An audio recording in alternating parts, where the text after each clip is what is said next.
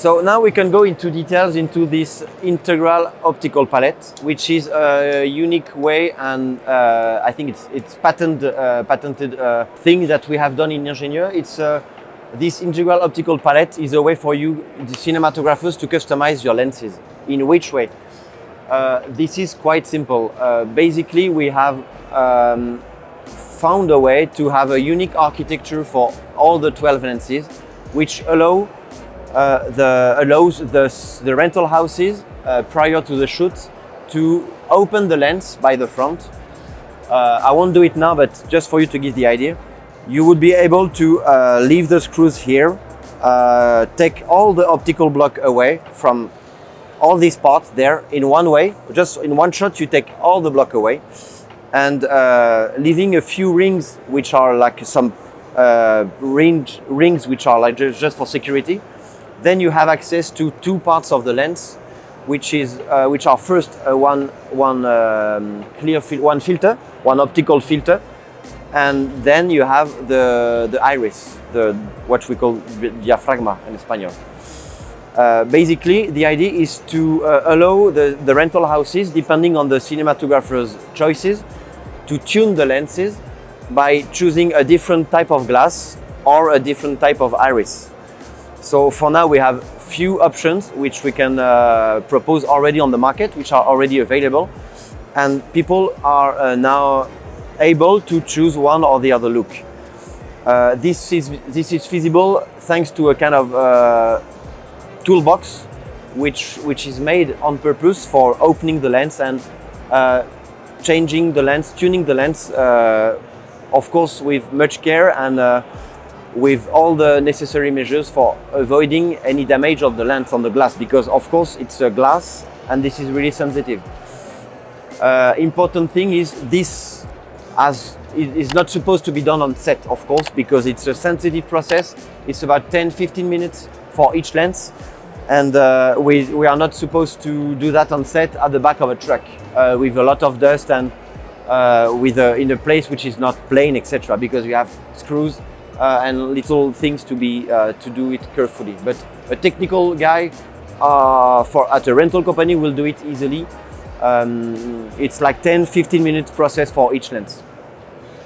So we can go into some examples if you like. Now we have the chance to have many lenses like being standard and a few of them being already tuned. So we'll go now into details. So this lens, for example, is one lens which is on which we have put a different iris and a different filter inside. And basically this lens is made for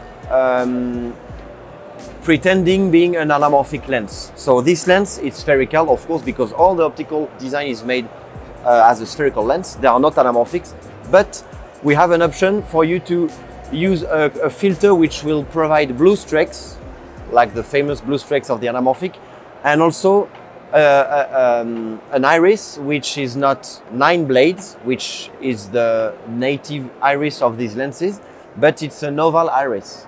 So we will show you the lens on camera first.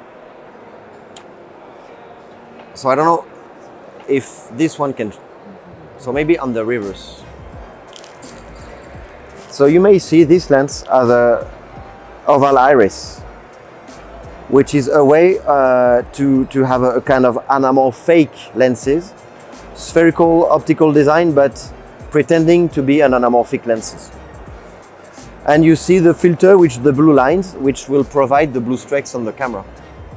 So now we'll put that on camera. The camera is set on spherical mode, so there is no disquiz at all, etc., because the lens is spherical. But if you check the lens if you go for looking some different flares and strange thing, you can see the blue lines here, provided by this filter, internal filter, blue strike. And if I go in the defocusing zone, you can see that the bokeh is absolutely oval, which normally would be round with another lens.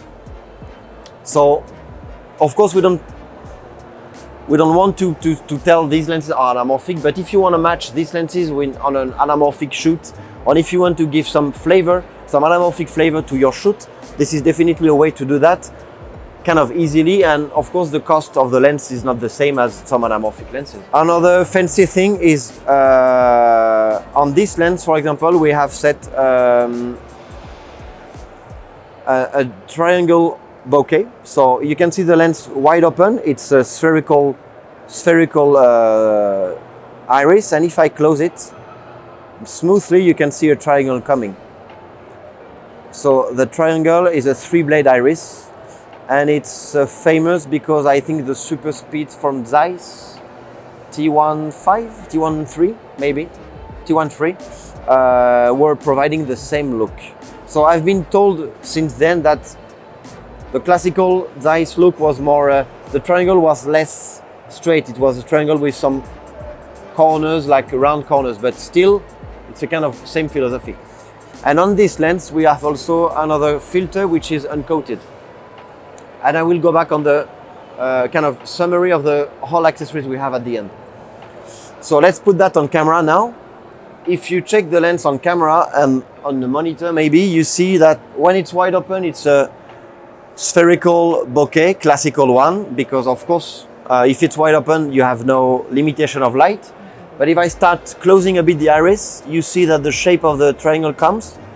And from T2.8, you have a perfect triangle coming. And you can see the shape of it very clearly here. So of course, once again, some might not like it at all. Some will love it. Once again, this is just an option which we propose with this lens, and this is something which is like an option. And if you go to check the flare, you can see that you can find a yeah, look at that. It's looked like a you see the star? Yeah, you can see a star. And I feel like it's very, really beautiful to have this shape of star for the bokeh, but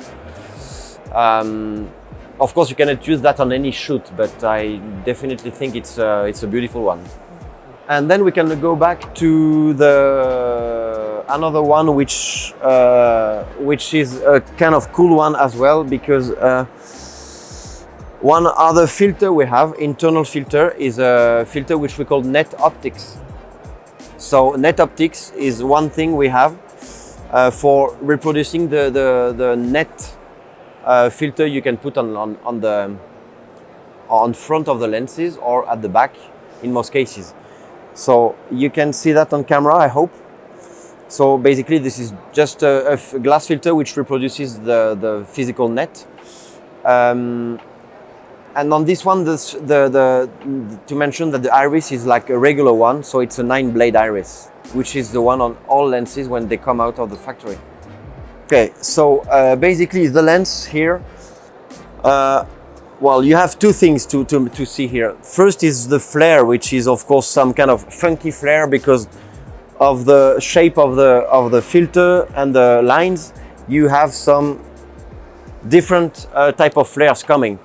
So of course, in this case, this is obvious, and we definitely emphasize the flare, which you will not have on any shoot, obviously, because some cinematographers will not look for such image.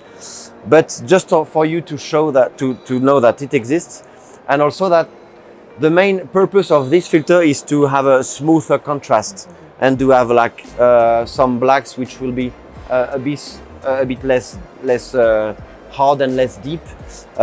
So the lenses are natively very good and great resolution, but of course the contrast is